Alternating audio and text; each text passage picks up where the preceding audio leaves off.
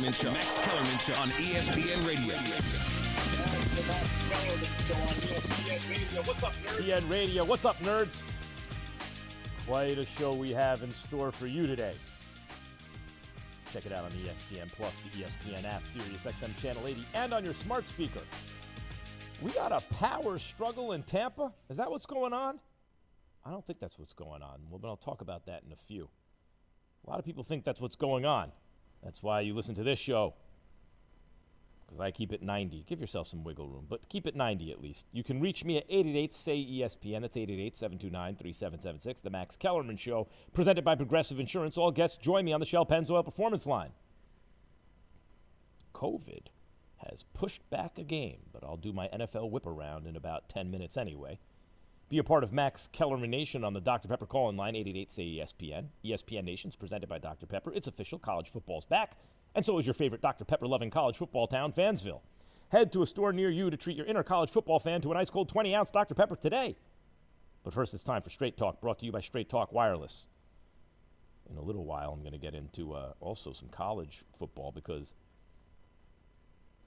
I was driving Feinbaum crazy today on First Take. I'll tell you what he told me I was crazy about, but I'm right about it. College football rankings. But anyway, Straight Talk, let me tell you something. Ravens-Steelers game is moved to Sunday afternoon. Think about this for a second if you're the Pittsburgh Steelers. All you've done is what you're supposed to do, right? You're an undefeated team heading into Week 12. Suddenly you have a game postponed because the other team has COVID cases. Now, if it's an issue of safety, they feel like, hey, our locker room could be contaminated. We don't know. The incubation period of this thing is too long, and, you know, we have more positive tests than we realized, or we think many more players could potentially be positive. We don't want to transmit the disease to you. I get that. But if it's simply that the Baltimore Ravens are shorthanded because you're missing a couple running backs and a defensive tackle and an outside linebacker, give me a break. Let me tell you I'll read to you. The Baltimore Ravens at Pittsburgh Steelers game scheduled for Thursday, November 26th. It's tomorrow night. Has been moved to Sunday afternoon, November 29th. So the real game on Thanksgiving that we're looking forward to won't be there.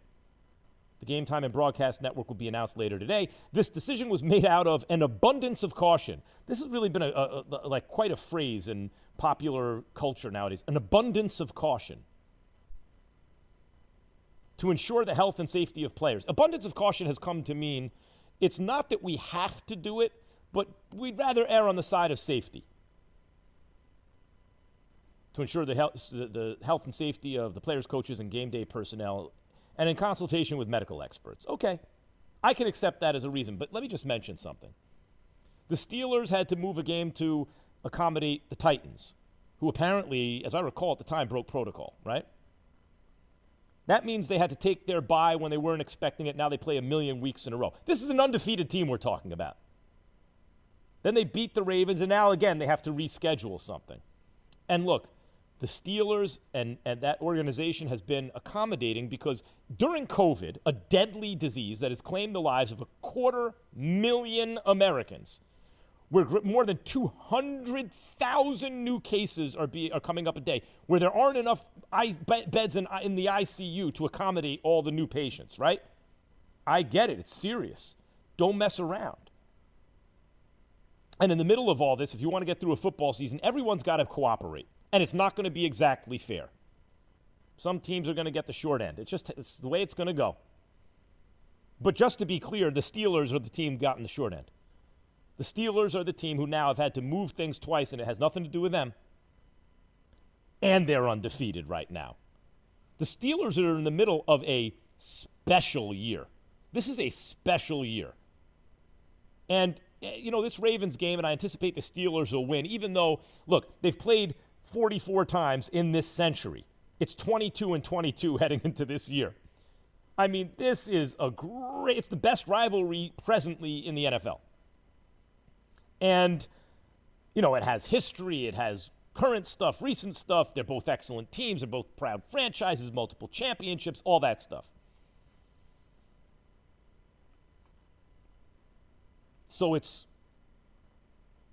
but the Steelers are having a special season. So 22-22 Steelers Ravens in the 44 meetings of the 21st century. And then the Steelers beat the Ravens going up 23-22. You'd expect the Ravens to come right back and beat them back. Right? It's that kind of rivalry. It'd stay even. No, I don't think so. No, the Ravens are going to be not at 100%. The Steelers have already beaten them. I think the Steelers are going to be playing with a real chip on their shoulder because they keep getting the short shrift. And then if they beat the Ravens, they got a Bills game, coming up. Like, they don't have so many. You look at that schedule, you don't see like, boy, the Steelers should lose this game. Nah. The Steelers have a chance to go undefeated. They have a chance. It's week 12. They're going to be playing a depleted team. They're going to have a chip on their shoulder on Sunday. And they have a chance to do it. And if they do, they'll be the second team in the 16-game schedule era to go undefeated in the regular season. Don't forget, Patriots in 07 went undefeated. They were about to be anointed the greatest team in the history of American team sports, and maybe they would have deserved it until Eli Manning and the New York Football Giants had something to say about that. But the Steelers will be live. If they go undefeated, which, again, like, I would give them a non-negligible chance. Like, just because you're the way odds work, if you're 60% likely to win a game, and the next game you're also 60% likely to win, you have to multiply those two odds. So the odds that you're going to go undefeated in both games is only 36%. So when you do the math like that, the Steelers, it's not like a 50-50 proposition or even like a 60-40 or maybe not even a 70-30 proposition. But they're live. They're a live underdog to go undefeated in the regular season. And then when you look at the AFC and who's likely to be in the playoffs, other than the Chiefs, who would you say, yup, they're the favorite over the Steelers?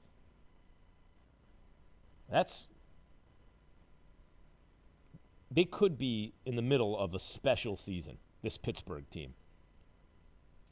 Is there a power struggle in Tampa? Because that's what everyone's talking about today. Bruce Arians said out loud, with TV cameras rolling, that the Bucs offense comes down to whether, quote, the quarterback plays well or not. From his weekly radio show Tuesday night, quote, offensively, it's just a matter of each and every week if the quarterback plays well or not, and our job is to make sure he's comfortable and let him play well. Coach, what's going on with Tom Brady? I don't think it's a confidence problem whatsoever. It's just still it's not lack of trust. It's just lack of continuity within the offense of the whole picture. Let's go over Bruce Arians and Tom Brady. Is this about, as I keep hearing, Bruce Arians isn't crazy about the fact that Tom Brady has gotten everything he's wanted? He didn't want to let A.B. in, but Tom Brady insisted. Is that really what's going on? And now he's showing up Tom Brady? I don't think that is what's going on. From where I'm sitting, and this is not sourced. This is me reading between the lines. This is just my analysis of things, okay? I haven't spoken to anyone who knows. I'm just telling you what I see. First of all, the Bucs, who are 7-4, we're supposed to be about 7-4 right now. If anything, you want me to be honest, they're a little better than I thought they'd be at this point. The Bucs were 7-9 last season. They have an excellent defense. They had a lot of offensive weapons. Their quarterback could throw for a lot of yards and touchdowns. Led the league in yards, threw for 33 touchdowns, but he also threw too many interceptions, 30 interceptions, gave the other team 112 points, so they were only 7-9. If you just replace Jameis Winston with a league average quarterback, starting quarterback, they're probably 9-7. So when Tom Brady got there, guess what the over-under was in Vegas for wins for this Tampa team? 9.5. Maybe that's me saying it was 9.5. Maybe Vegas had 10, but I think they had 9.5. The point is, it's not just another quarterback, it's Tom Brady, who even if he was playing as about league average last season, it's Tom Brady leadership, Tom Brady big on third down, Tom Brady, he'll get him to 10 wins. That's what the odds makers were saying. We think we're going to get even action. That's all odds are. Odds are the wisdom of crowds. There was a book called The Madness of Crowds, and an author, James Surowiecki, wrote a book called The Wisdom of Crowds, which was like a response to that, saying, hey, actually, the way stock markets work, and when a group of people share public information, but also each individual has private information, that group will come to a better conclusion than the smartest member of that group. Okay, you follow me? That's why it's tough to beat the NFL spread. Because the way the spread works, the way the odds work, are an odds maker sets a line where he thinks the casino will get even action on both sides of the line. Then the public bets the line, and then the line moves based on the public betting. So where it ends up is the wisdom of crowds, which even the smartest member of the crowd shouldn't be able to beat regularly. That's why the point spread is so hard for gamblers and stuff to beat. That's why you can go broke if you're just like a regular person without a lot of inside information betting a point spread. And the odds makers looked at Tom Brady and the Bucs and said 9.5 wins. Meaning they thought equal action would be on 9 wins and 10 wins, below and above. Maybe that got bet up to 10, I don't remember. But that's about where they were supposed to be. Because the fact is, Tom Brady, if he's above league average, it's not much. And we saw that last year in New England. And even the year before when they won the Super Bowl. This is the lowest scoring Super Bowl in history. He rode the defense and the running game. So, but this year, because the Bucs had all this stuff, I would say I'd take the over on the 9.5. I'll say 10 wins. Well, they're 7-4. They're 3 games above 500 for what that's worth. The way it's not exactly what it is, but the way we talk about it in sports, we call that 3 games above 500. Well, I think they're going to end up 3 games more or less above 500. 10-6, 4 games. This is not like something, we weren't expecting this. So what has Bruce Arians done? Why isn't it even more? Number one, Tom Brady's not what he used to be. That's number one. Number two, Bruce Arians ain't Bill Belichick. Tom Brady is now seeing how, not the other half lives, but the other 99.999% of football players who ever lived live. Not with Bill Belichick, the greatest coach of all time. Every other coach is less perfect. Like Belichick is less imperfect than everyone else. That's why he always wins. Okay? So now Brady's dealing with that. But there's something else. And the other thing is that Tom Brady's a dink and dunk passer. He still has a strong enough arm. But when he tweeted at me, basically, oh, look, am I falling off the cliff? I can still throw the ball 61 miles an hour. Yeah, dude, you can muscle it there, but can you put it with touch at that speed, right? Can you throw down the field? No, because he overthrows receivers. That's an older quarterback trying to put mustard on the ball to get it down the field, overthrowing receivers. That's how I perceive it, how I interpret it. So you have a guy who's increasingly dinking and dunking, getting fewer and fewer yards per attempt, into a system with Bruce Arians where it's no risk it, no biscuit. Throw it down the field. How is that going to work? Not perfectly, and it hasn't worked perfectly. And as time went on, increasingly it looked more like a Tom Brady offense. So I'm sure there is some kind of stress there in that relationship. Arians has even said it. He wants it down the field more, and Brady really, he sees it in practice, and Brady prefers dinking and dunking.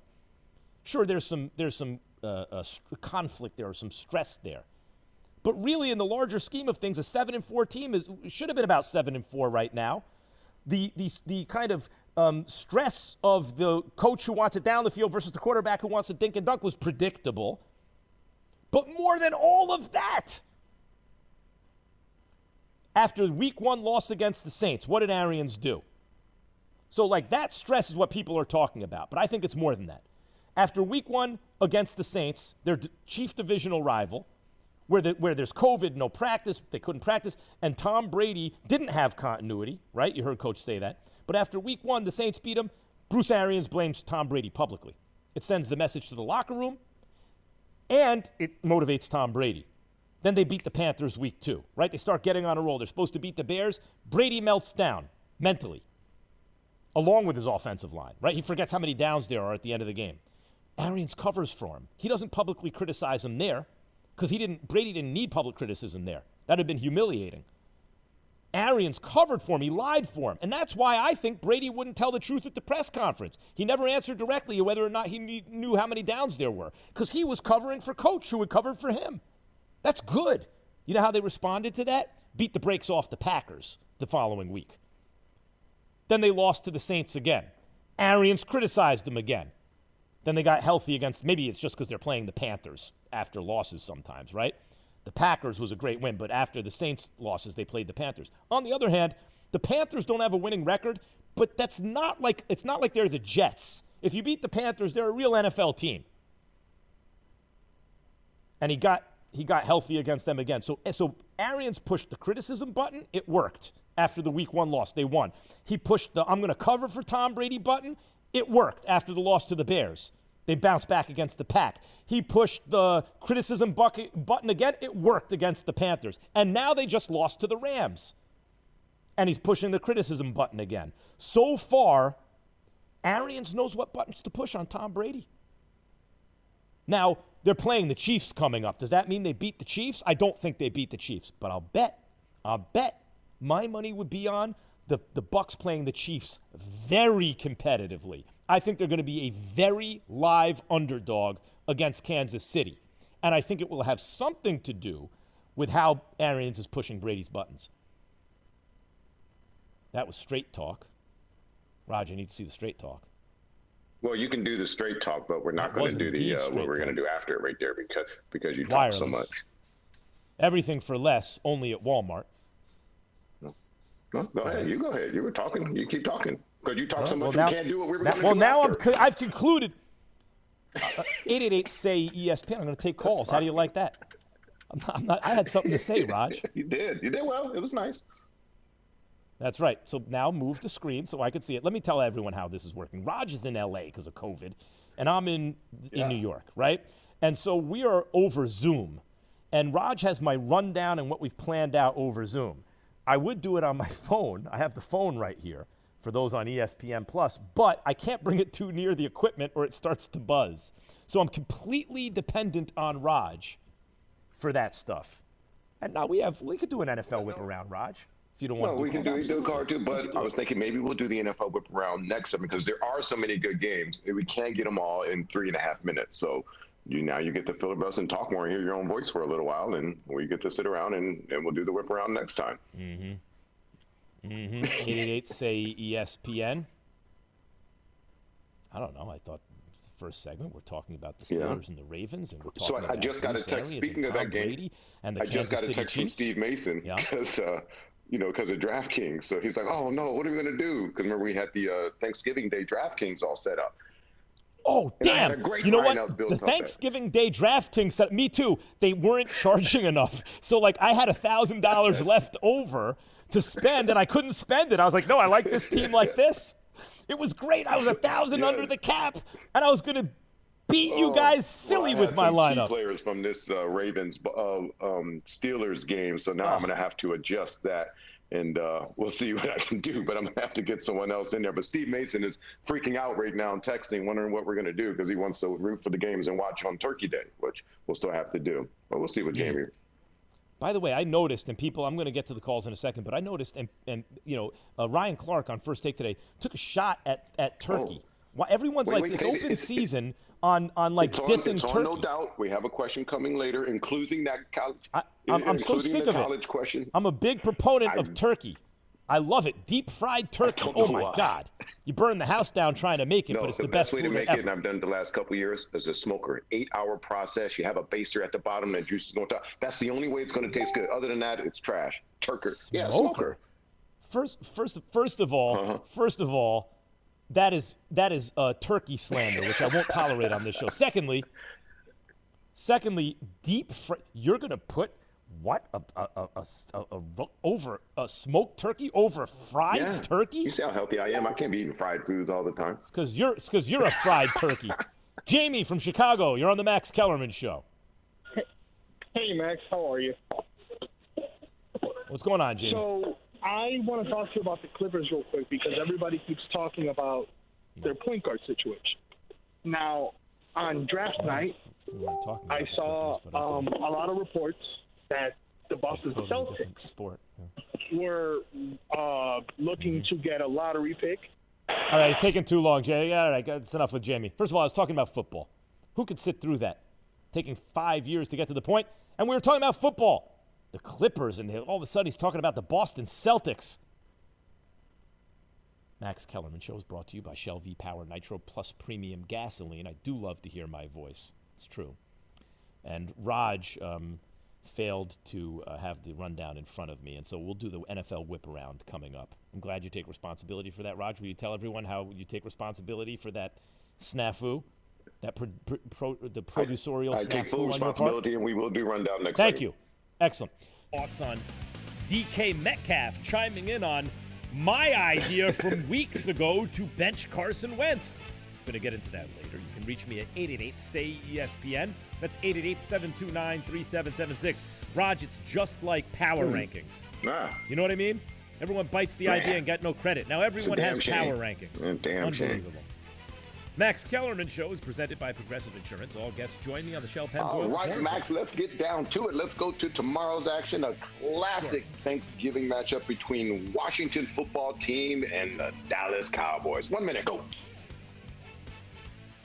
Dallas Cowboys going to win the game.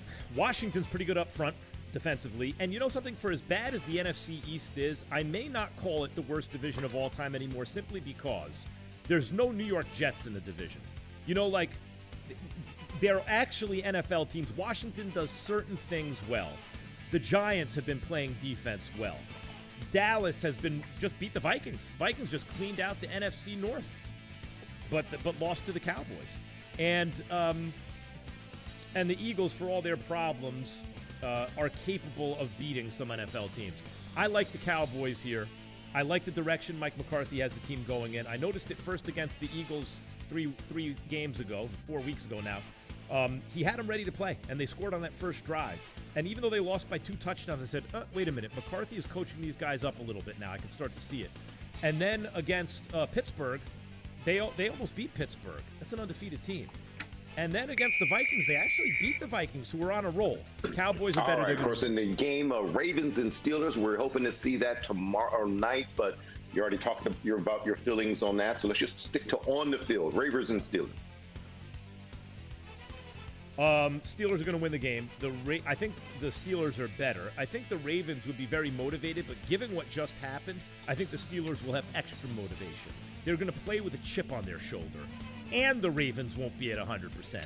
And considering the way both these teams are trending, I went back and forth on this pick because I think Steelers are better right now. But I thought, that's the kind of rivalry. If the Steelers beat them once, they won't sweep them. But now I believe they will sweep them. Not only are the Ravens not at full strength, but the Steelers have got to be ticked off. They got against the Titans. Remember when both teams were undefeated? Steelers had to switch around their bye. And now they get they're not playing on Thanksgiving. They're going to play on Sunday. They're going to be ticked off, and a ticked-off Steelers team, which is a better team right now, is going to win the game. All right, next one, Chiefs at Bucks. Ooh, Max, what if Brady loses 3 in a row?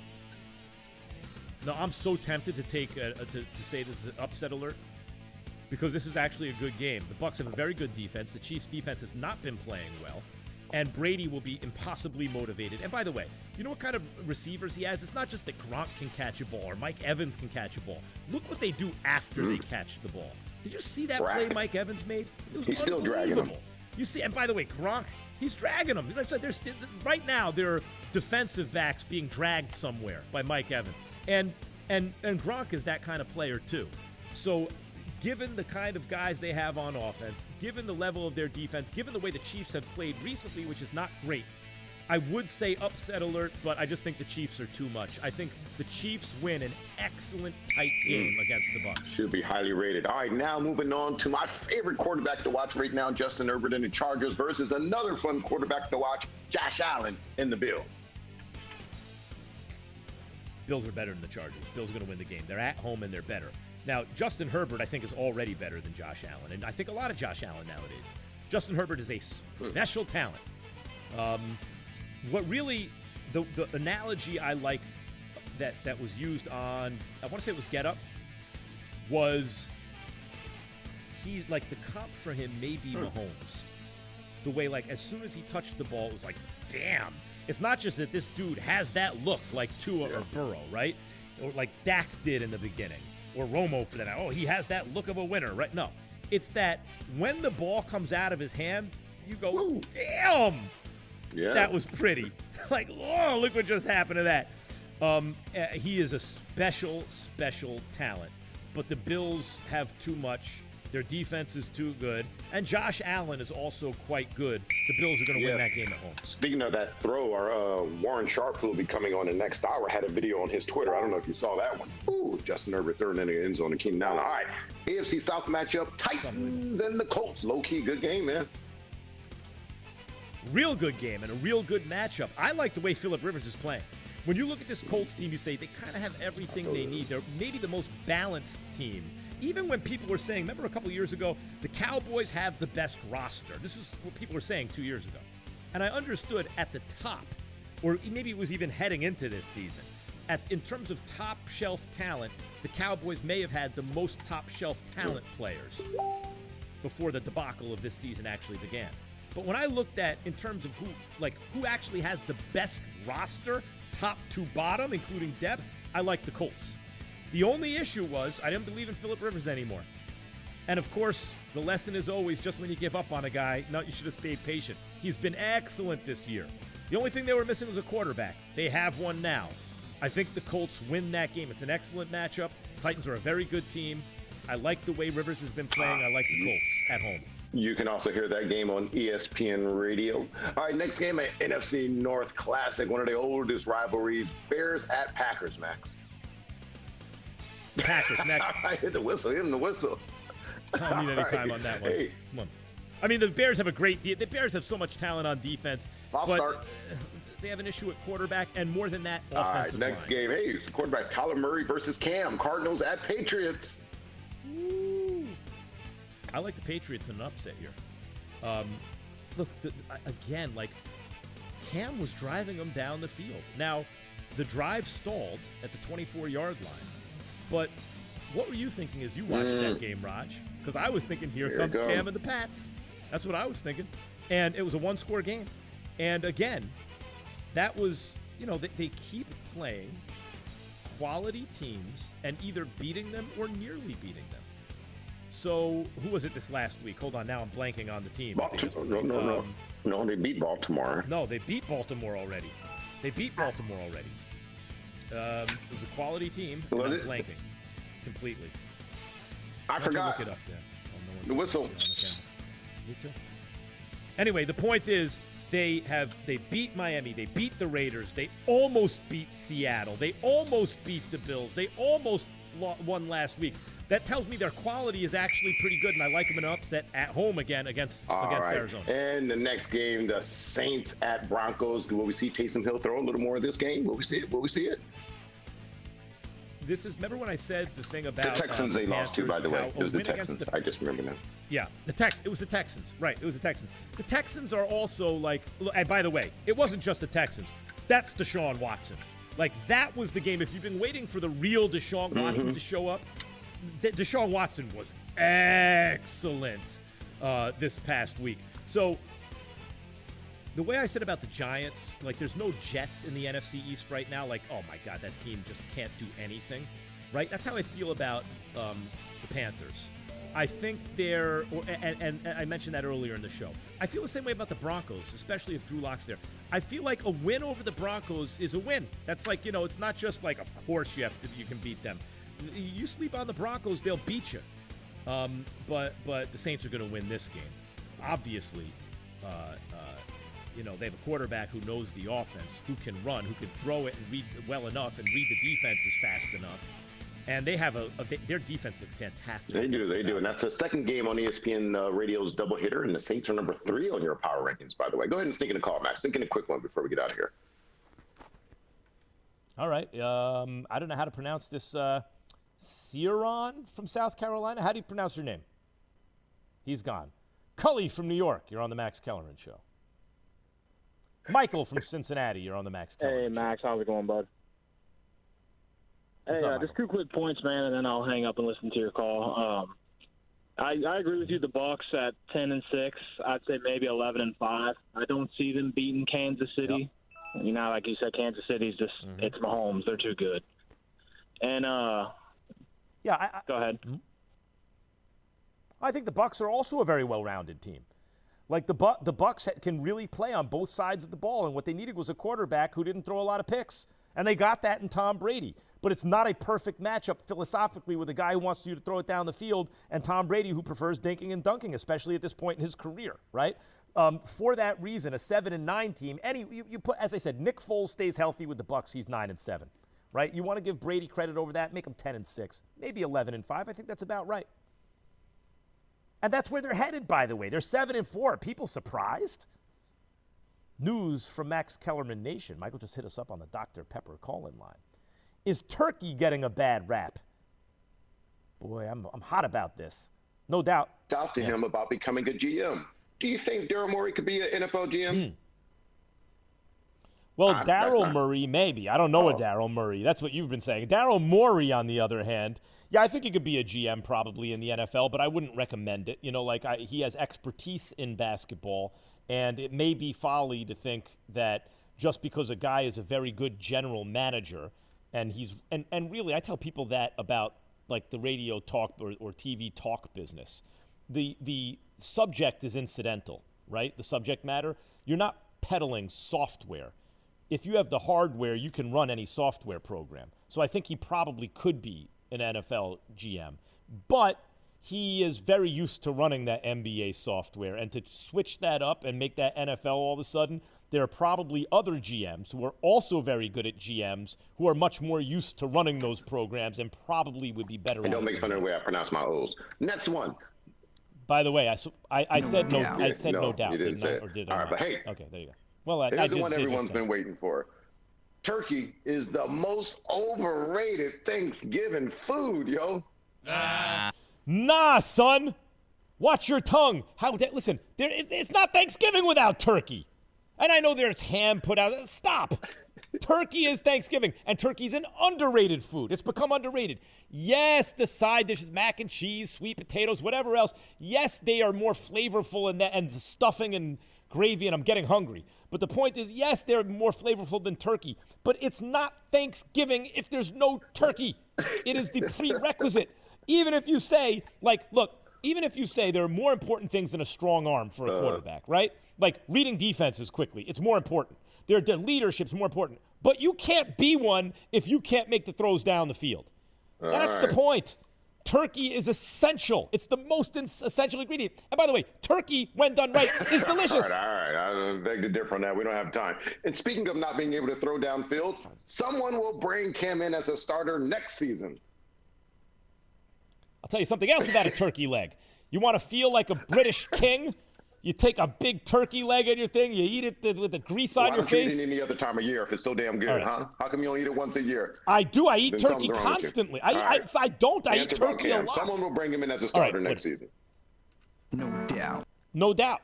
Cam has shown he can be a very effective NFL quarterback. As I said, 2 plays away from a winning record with 4 quality wins and very nearly 3, right? No, Houston's not such a great team, but they came very close. 1 play away from beating the Bills, 1 play away from beating the Seahawks, actually beat the Dolphins, actually beat the Raiders. The man is learning a new system, coming off a catastrophic injury, got COVID. The team couldn't practice in the facilities, and still they're a tough out. What do you want from this guy? All right. And finally, man, college football rankings got it right, putting Notre Dame in front of Clemson in the playoff rankings.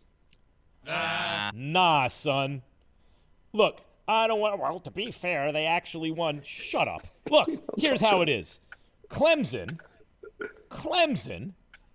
just like it used to be for Alabama in the old days. I'll believe someone's better when I see them lose the championship. Meantime, they played Notre Dame with their backup quarterback at Notre Dame and lost in overtime. Does anyone doubt if Trevor Lawrence was in the game, they'd have beaten Notre Dame? If the point of this ranking is to say who are the best teams, Clemson can't be lower than 2. And I could even make the argument they should be 1. They beat Miami easily. That's a top 10 team. Meanwhile, what's going on in Tampa with Brady and Arians? Coming up, Max Kellerman Show, ESPN Radio. Brady plus pressure equals what? Pipes busted. This team hasn't played well nor won any game that Tom Brady hasn't had perfect protection. And that's an FM Channel 80 and on your smart speaker. You can reach me at 888-SAY-ESPN, 888-729-3776.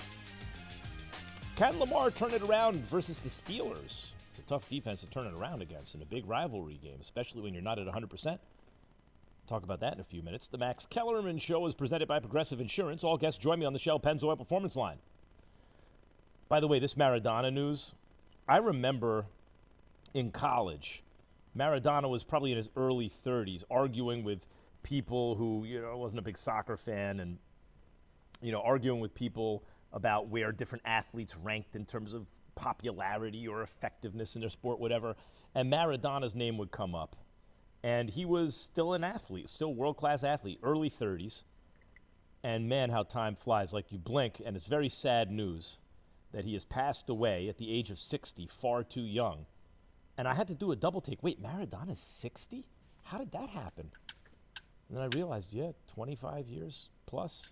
It puts him, if he was in his early 30s then, and you add 27 years, whatever it is, there he is, 60 years old. And it's a shame he won't get older. That's some very, very sad news about one of the most popular, accomplished athletes in the world.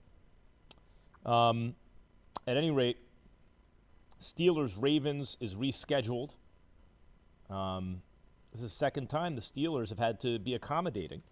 And this is the kind of season COVID is.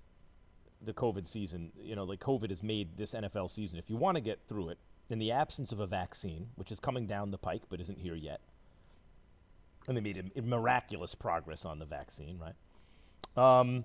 If you want to play football, everyone's going to have to be accommodating. Everyone's going to have to make compromises. And so the Steelers are being very cooperative. But damn, are they getting screwed. Like the Titans mess up, the Steelers suffer, right? They have to move their bye around. And now they play a million weeks in a row instead of getting their bye week when they were going to get it. And now, once again, instead of playing on Thanksgiving, it was the best game by far on Thanksgiving. That's getting moved to Sunday. Now, there's no question, if it's an actual health concern, we don't know how many of our guys have it. We still have to test. We don't want them to transmit it to the Steelers. I get that. But if you're the Steelers, you're going, damn, everyone else keeps messing up. Or at least whether or not they're messing up, they have issues, and we are the ones having to pay for it. I think that actually helps the Steelers here play with a chip on their shoulder. Otherwise, I'd say Baltimore would have even more motivation than Pittsburgh right now. Because, yes, Pittsburgh's working on an undefeated season in Week 12. But it's unlikely that, I think they have a shot at it. But it's more likely than not that they're going to lose at least one game. As I've explained, like, even if you look at Pittsburgh's schedule, you go, they're 70% likely to win this game, 60% likely to win this game, 70% likely to win that game. Okay, so you got 70 times 60. Now they're 42% likely to win both games, times 70. Right now they're 29% likely to win 3 games in a row. So even if they're good, solid favorites in the rest of their games, and they're not always, some of those games are going to be close odds, they're overwhelmingly likely to not be undefeated. And yet I think they have a good enough chance to do it that they're live underdogs. The odds are stacked against them, but I think they're live underdogs. And yet it's Baltimore who would come into that game like, hold on, they've already beaten us once. In this rivalry, since the turn of the 21st century, and we are in the 3rd decade of the 21st century already, heading into this season, they played 44 times. 22 wins for the Steelers, 22 wins for the Ravens. That's evenly matched. Look at the point differential. Look at everything. It's like dead even. It's insane. Both with championships, both with, these are proud franchises. You heard Ryan Clark say, who was a Pittsburgh Steeler and won a Super Bowl with them, you want to be the team in a good position, play the Steelers or the Ravens the week after they've played each other. Because not only is there an emotional letdown, but they're beat up. Those are tough physical games. Not dirty, but tough physical games. At any rate, Ravens would be very motivated. They've already lost to the Steelers. Lamar has lost a bunch of games. And are they the same and all this stuff? But if they're not at 100% and the Steelers feel like, damn, man, we keep getting jobbed. I like Pittsburgh. And they have a right to think that. And the fact that they're undefeated, given what they've already had to do, I mean, they haven't had the toughest schedule in the world, but they've beaten some good teams, including Tennessee, including Baltimore. The fact that those are 2 teams that I just mentioned that they've had to accommodate and move their schedule around for and shift their bye and not play on Thanksgiving makes what they're doing even more remarkable. And this is a team most people don't believe in. Find me someone who's going to say the Steelers are going to win the Super Bowl. Do they have a chance? Yes. Can they give the Chiefs problems? Yes. But go find me someone who's actually picking the Steelers to win the Super Bowl. Meantime, what's going on in Tampa? Bruce Arians, Tom Brady. Is it really the case, as is being discussed widely today especially, but recently, that there's tension? That Bruce Arians wants his offense a certain way, and here comes Tom Brady, and now Tom Brady wants to play offense differently, and now Tom Brady wants AB, who Arians has been on record saying he doesn't fit in our clubhouse, in our locker room, and then Arians has to take AB because Tom Brady wants him. Is that what's going on? Is that why Bruce Arians is saying things like the Bucs offense comes down to whether, quote, the quarterback plays well or not? That was from Bruce Arians' weekly radio show Tuesday night. Quote, offensively, it's just a matter of each and every week if the quarterback plays well or not. And our job is to make sure he's comfortable and let him play well. Bruce Arians also said that in practice, Brady's making those throws down the field. Look, on the one hand, Arians is being truthful. And if you say our offense comes down to whether the quarterback plays well or not, they're 7-4. So their quarterback, more often than not, plays very well, right? Or else they wouldn't be or plays well enough to win, or else they wouldn't be 7-4. Remember, the over-under for them with wins was 9.5 wins. And I'd take the over on that. I'd have taken 10. It might wind up being 11. But the over-under for them wasn't 11.5 wins or something crazy like that. They're right on pace to where they should be. Matter of fact, they're a little ahead of their pace, I would argue. I wasn't expecting them to beat the Packers. They're 7-4. I was expecting them to be more like 6-5 right now and having lost to the Packers. They beat the hell out of the Packers. And why? Why did they beat the hell out of the Packers? Just their defense? Why did they look so good against Carolina in Game 2? Because Week 1, they lose to the Saints. What did Bruce Arians do? Blame Tom Brady. Showed the locker room, I can hold the quarterback accountable, the GOAT accountable. And motivated Tom Brady. Came out, beat Carolina. Next loss, they were favored to beat the Bears on the road. Nick Foles makes a fourth quarter completion with the game on the line to get to kick a field goal. Get him in field goal range. They kick the field goal. They go up. Tom Brady, you left him too much time. Here comes the Tom Brady drive to win the game, except it didn't happen. Bears have a great defense. Brady had some tough throws to make. They were tough throws, but he couldn't make them. Then he lost track of downs. It was a sloppy game. The offensive line kept getting penalized and kept killing drives, and Brady mentioned it. He was demonstrative on the sideline, and then later on in the game, forgot how many downs. That's a bad look. What did Arians do? Did he criticize Brady? No, he covered for Brady. And that seemed to work. Brady then covered for him. They were both lying. Arians was lying. Brady forgot the downs. And Brady didn't answer the question directly because Coach had already lied for him. And they came back and looked great against the Packers. Then they had a loss against the Saints, and Arians was critical publicly. And they came back and beat the Carolina again. And now they lost to the Rams. They have a big game coming up, and Arians is being critical and honest.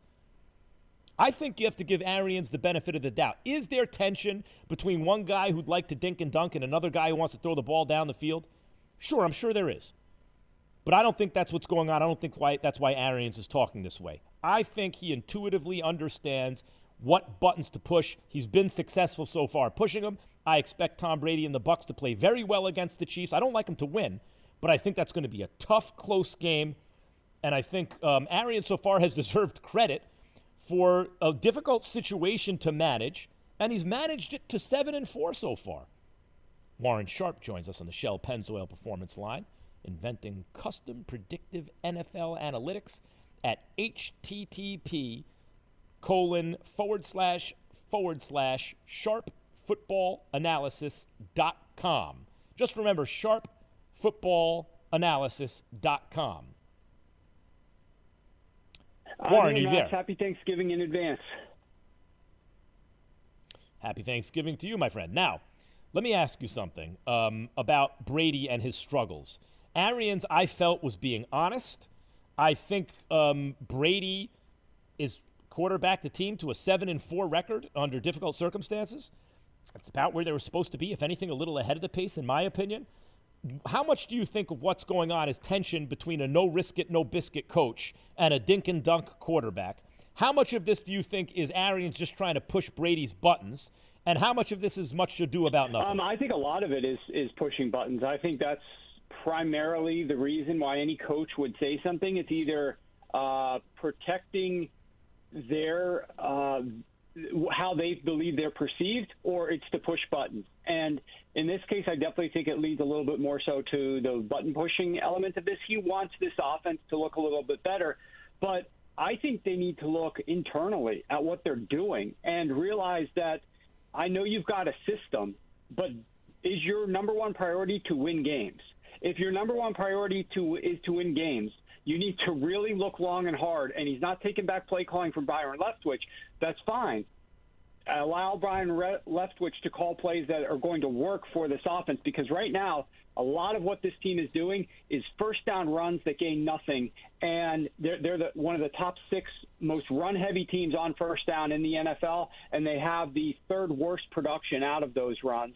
Or they're interesting. So, Warren, a lot of what's being said is they're not calling enough running plays because they're getting, it seems to me, pretty decent run blocking. But you could tell me if I'm wrong about that. But your issue is not that they're not calling enough running plays. It's that they're calling running plays on the wrong down. 100%. They are way too run-heavy, as I just mentioned, top 6 in rushing tendency on first downs, and these are some of the worst times to run the football because the defense generally is planning run, and defenses can figure out, oh, well, this team's going to go 60% run on first downs in these situations, and so they can play the run a little bit heavier even so in those spots. And they're getting very poor production. It's one thing if you were a team like the Ravens last year who had a high run rate on first down but were incredible doing it. It's like, come and stop me. We're going to get 6-7 yards here. But the Tampa Bay Buccaneers are not. They're getting less than 4 yards a carry on these first down runs, yet they're having one of the highest rates in the NFL. And the only other thing that this team is doing, as you mentioned, the no risk it, no biscuit,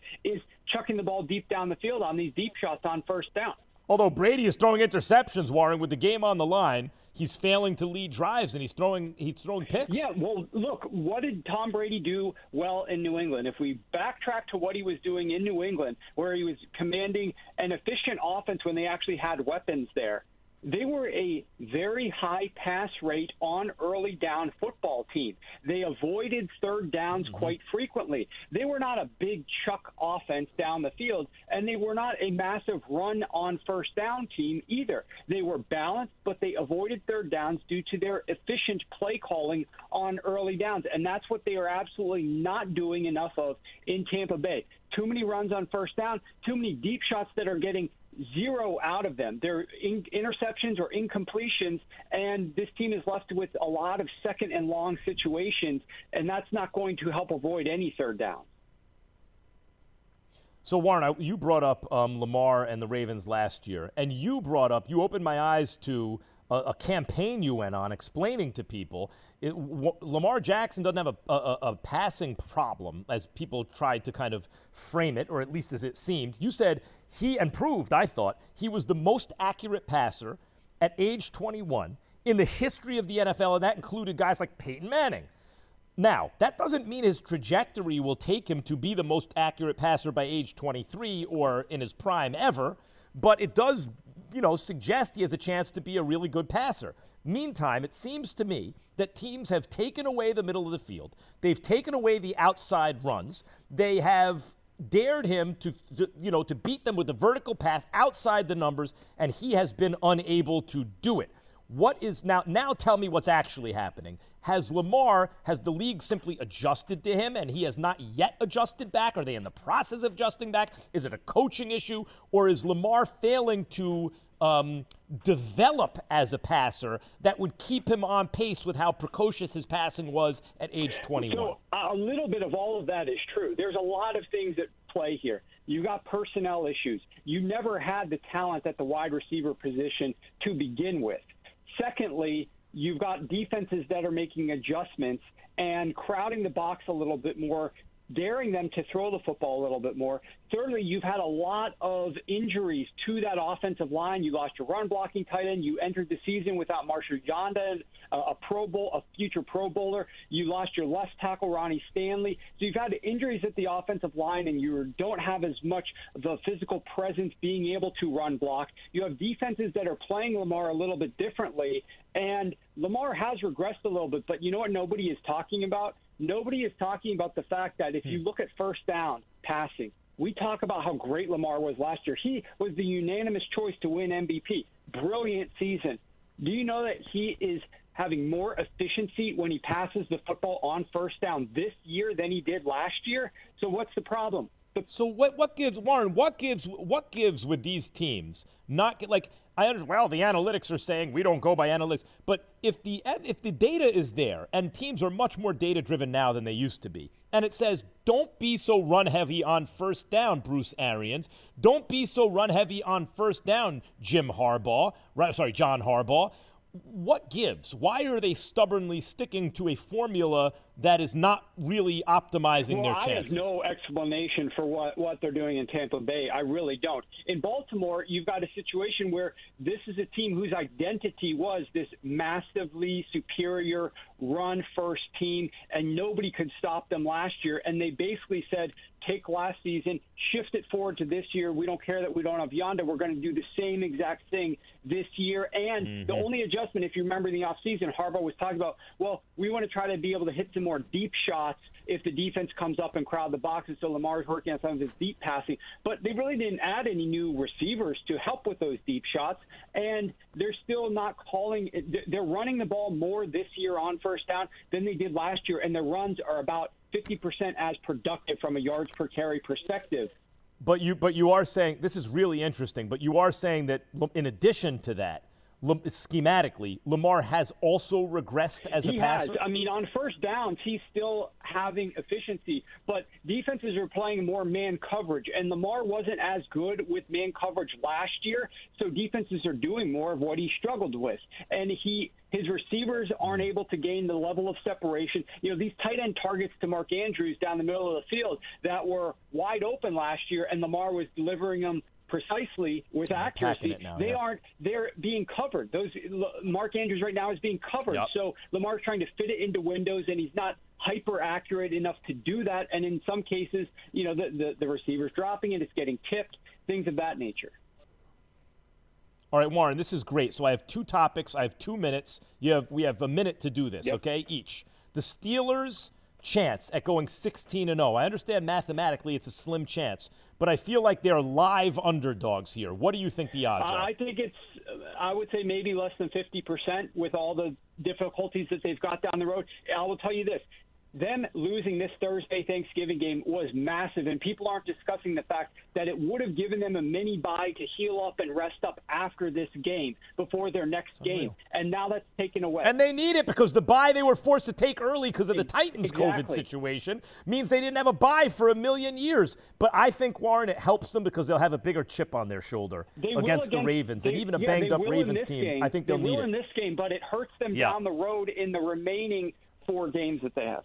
Buffalo and Yep. Okay, now finally, before I let you get out of here, because I need these answers, and you're the answer man for me. How good are the Rams? The Rams are as good as Sean McVay can control his joystick and make them accurate offensively. They are very good, surprisingly great defensively. Here's some homework, Max. Look at what this team is allowing in the second half of games on defense. They make some of the best NFL adjustments in the league. Their first-year defensive coordinator has been making incredible adjustments. Nobody's discussing how good this defense is at making adjustments in the second half and how few points per game they're allowing in the second half of games. And as long as Sean McVay can control Jared Goff with that joystick on the sideline and get him into good play calls, they are going to be just fine. Yeah, I love the way he can spread it around. A Goff, like, at his best, looks like a real good quarterback. And then when but he doesn't sustain it often enough to consider him an elite guy. But sometimes you can squint and think you're looking at a guy like that. The way he has Kupp and Robert Wood, like both those guys are capable, as you can see, putting in the same game, putting up 100-plus yards and all that stuff. Do you think they're live to win the Super Bowl if McVay can control the joystick? I think he's got a possibility, but Andrew Whitworth going out at left tackle, I was shocked at how little pressure the Bucs were able to give them. So if they can protect Goff, then, yes, they do have a nice outside shot at winning the Super Bowl with the way that this defense is evolving. Thanks, as always, Warren. By the way, inventing custom predictive NFL analytics Warren Sharp does at sharpfootballanalysis.com. It does not get any better. By the way, Whitworth is a sore spot for me because the Giants passed on him thinking he was too old to give him a big contract, gave Nate Solder all the money, and that would have fixed a lot of what ails them. Whitworth has been excellent the last several years. By the way, have you heard what DK Metcalf said about Carson Wentz? To celebrate the start of the most joyous time of the year, DraftKings, the lead app, SiriusXM Channel 80, and on your smart speaker, you can reach me at 888-SAY-ESPN. That's 888-729-3776. We'll talk about Mike Tyson versus Roy Jones in a few minutes. The Max Kellerman Show is presented by Progressive Insurance. Doug Pederson, Eagles head coach. Listen to what he had to say at the press conference. Tough decisions have to be made in this business, whether it's a tough decision to move on from a player in the offseason or, to the decision now to whether you're going to make the move at quarterback or not. I mean, these are all decisions that have to be made by me. But for the most part, I just I focus on the players. I focus on getting better each day. You're not making that move, right, Doug, to a different quarterback? Not today on Wednesday, no. Okay, possibly for Monday? I'm focused right now on getting better today. I mean, Okay. I don't know. I mean, I would say no. Carson's your starter for Monday? Yes. Oh, he didn't say that. Yes, say it with your chest, coach. By the way, the fact that he said, I make that decision, let me tell you what they're reacting to, okay? I believe actually they're reacting to me, maybe this show or First Take. But I identified it at the end of last year when everyone was saying Carson Wentz should be in the MVP conversation. I said he's regressing, he's no good. Howie Roseman clearly agreed with me because he drafted a quarterback in the second round. Now, I don't think he was expecting Jalen Hurts to start this season. And I don't think, and by the way, I don't know if Jeffrey Lurie wanted him to draft a quarterback, the owner, who Carson Wentz, what you hear is Carson Wentz, Lurie on very good terms. And maybe that has Doug Pederson a little shook. I have heard from reliable sources that it has the locker room a little shook, or at least it had about a year or two ago. They thought Carson Wentz has a lot of power in that franchise, which is why he stands up at post-game pressers and says, this is the way we do things around here. Damn, Carson. The way we do things around here is mess everything up all the time? When Doug Pederson says, I'm the one who makes that decision, I think they're reacting to me saying that he didn't want to answer the question. He evaded the question. Does he have the autonomy to sit Carson Wentz? He said he didn't answer. And I brought that up on this show and on First Take. And now he gets in front of the camera and say he can make that call. But when they ask him if he's going to make it, he starts to hedge. First, he doesn't want to be definitive about whether or not Carson's going to start. But then he realizes there are forces above his head that the way I read that, I might be wrong. Because I've spoken to some people, but I have not heard what I'm going to tell you right now. This is just my conjecture. I think he has been put in a position where he has to answer questions and take responsibility for his decisions. But at the same time, either he has been explicitly told or he does not believe that, in fact, he has the autonomy to make those decisions. Pederson. Or that maybe his job is tied to Carson Wentz's job. Something like that. Because you heard it. You want to hear that again?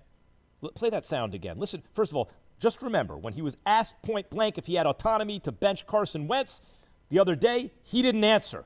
And I blew that up, said no. He didn't answer the question. That means no. That's what that means. He does not have the autonomy. Now listen to this. Tough decisions have to be made in this business, whether it's a tough decision to move on from a player in the offseason or, to the decision now to whether you're going to make the move at quarterback or not. I mean, these are all decisions that have to be made by me. But for the most part, I just I focus on the players. I focus on getting better each day. You're not making tough decisions about the quarterback by me. Not See, today. point blank. You're not making that move. Okay. Possibly not today, he says. I'm focused right now on getting better today. Answer. I mean, you don't want to answer. I don't know. I mean, I would say no. Now he has to say no. Why does he say no after he doesn't want to answer? Yeah, and then he says, yes. He's the quarterback on Monday? Yes. He could play the yes part again. Fast forward to the yes part again. He could barely get the yes out of his mouth. Yes. That's someone with a conflicted person. That's not someone who's making every decision. It doesn't sound like it to me, at least. And by the way, playing Jalen Hurts, benching Wentz, I think it's too late. I don't think it matters anymore. I think Carson Wentz is gone. He'll never, he's been enabled and told he's so great, all that, and it didn't have to do. He should have been really looking in the mirror in the offseason, really doing soul searching, really working on his mechanics, his decision making. But all he heard about was how great he was. I was the only person saying Carson Wentz is no good. Me and the general manager who drafted a quarterback in the second round. For Monday. Right? Yes. Listen. Yes. After he said he was just, but before that, he won't answer the question. Then they put it to him point blank, and he could barely get the yes out of his mouth. Carson's your starter for Monday. Yes. Yes. Yes. He's trying to eat the, yes, as soon as it gets out of his mouth, he wishes it could be, he's trying to eat it again.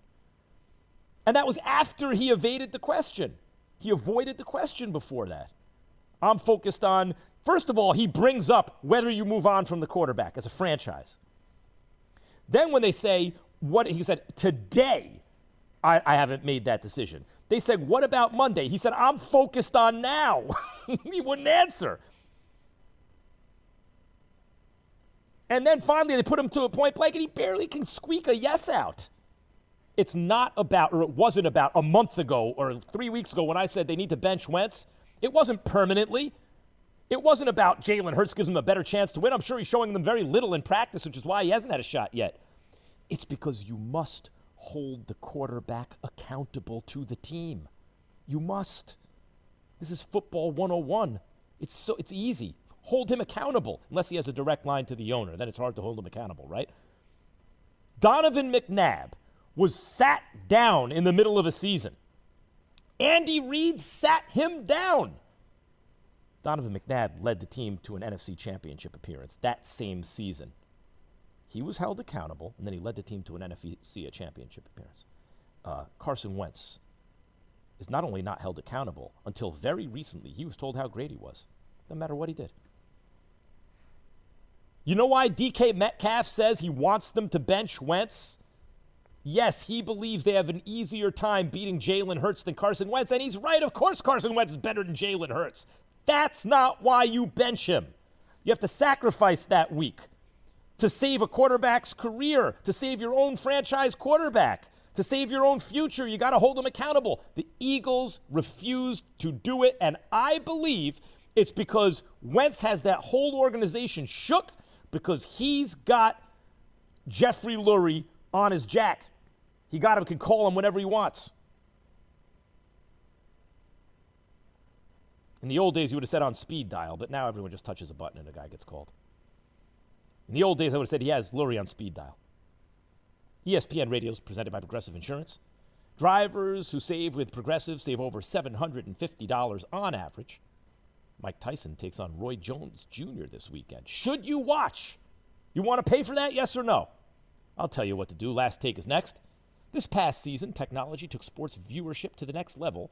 The NBA featured digital fans in the stands to watch games virtually and pump the players up, as one example. But when it comes to hiring, there's one solution that's been advancing its technology for years, and that is ZipRecruiter. And now you can try it for free at ZipRecruiter.com/max. ZipRecruiter's technology identifies people with the right experience and invites them to apply for your job. No wonder 4 out of 5 employers who post on ZipRecruiter say ESPN 888-729-3776. The Undefeated presents Tiger Woods, America's Son, this Sunday, November 29th at 7 p.m. Eastern on ESPN and the ESPN app. The 1-hour documentary examines Tiger Woods' complex racial identity and the meaning of the golfer's success in America. Immediately following its debut, the documentary will be available exclusively on ESPN+. Sign up now at ESPN+. You heard First Take? At least it's good to hear your voice finally, because I know on First Take I only hear you on the intro and outro. Now hear Max's Last Take. Should you watch Roy Jones versus Iron Mike Tyson. Should you watch it? It's an exhibition, right? Not a professional fight. Headgear. It ain't a 12-rounder. Should you watch a glorified sparring session? Should you pay for it? Well, it's up to you. If you got the dough. It's not as easy during COVID, right, to get everyone together and order a pizza and divvy up the pay-per-view cost. I know I'm ordering it. Let me tell you why I'm ordering it. First, let me tell you who Roy Jones is. Floyd Mayweather distanced himself from the rest of boxing in terms of pound-for-pound status. There was Floyd, and then there was everyone else, right? When Floyd was in his prime, so was Roy Jones. Not a single person on earth thought Floyd was as good as Roy Jones. Roy put the distance that Floyd put between himself and the rest of boxing, between himself and Floyd. Like when MJ was in his prime, or in his second career even, with the Bulls. Then he retires, and everyone's like, damn, there's just no answer for Shaq. But when MJ was playing, no one thought Shaq was as good as MJ, not a single person. Right? That's what Roy did to Floyd in the pound-for-pound rankings. He even moved up to heavyweight and beat John Ruiz so easily that after the fight, he opened as a 2-1 favorite to beat Mike Tyson.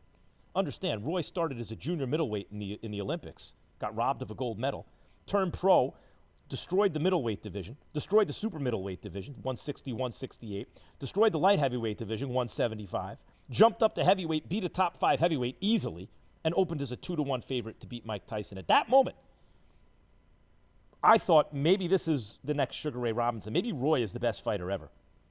Now, his career after that didn't go the way I thought it would. But when you take off 25 pounds of muscle to go back from heavyweight to light heavy, probably you're not going to react to punches the same way. That's Roy Jones. Now Mike Tyson. And this is why, to me, it's worth it. If Muhammad Ali was putting on an exhibition and wanted you to pay $60 or whatever it was, whatever it is, whatever that equivalent would be in the 1970s, you'd be like, well, Ali could put on a show, he could clown, but it may not be a real fight. Mike Tyson doesn't know how to do that. Mike Tyson only knows how to fight one way. Ding, ding, he's coming to hurt you. So I don't know really how Mike engages in an exhibition. I suspect it's going to look like a fight, like a Mike Tyson fight. And I'll pay for that. Even if he's old as the hills, I'll pay for that. Dr. Pepper call-in line, 888-SAY-ESPN. Earl from Texas, you're on the Max Kellerman Show. Hey, good afternoon, Mr. Kellerman. Hey, my question is in reference to our New York Giants. The question is, what do you think about the job that Joe Judge has done so far, and what do you think we need to do to improve the roster going forward? Joe Judge has done an excellent job. The Giants need to fix the offensive line once and for all.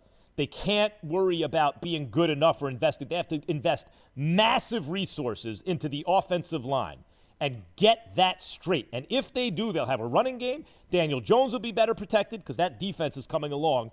Joe Judge has done a superb job so far. The Giants are competitive already.